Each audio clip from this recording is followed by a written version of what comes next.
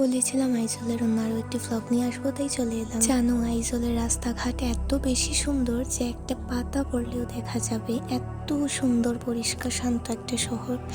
আর আমরা যে গেছিলাম না, একটা এক্সপিরিয়েন্স খুবই বাজে ছিল যে স্কাই ওয়াকের ওখানে খুব পাতলা কাপড় পরে একদমই যাবে না, কারণ যতটা নর্মাল লাগছে একদমই না। এত ঠান্ডা বাতাস যে তুলে নিয়ে যাবে। আমার দুটা ফটো ছাড়া উঠতেই পারিনি, বারবার যাচ্ছি আসছি ওখান থেকে, বাতাস যেন পুরো ধুয়ে দিচ্ছিল লাগছিল।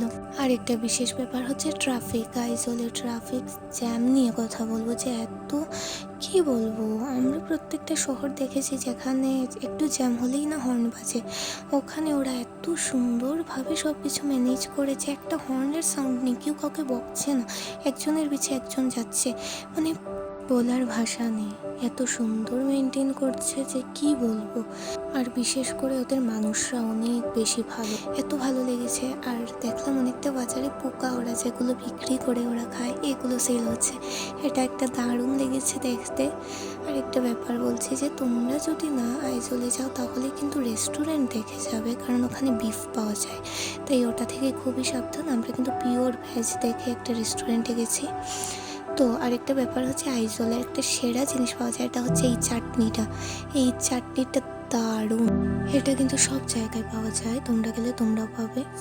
আর অনেক মজা করেছি, কোনো গেম খেলতে খেলতে গেছি এবং অনেক ঘুরেছি।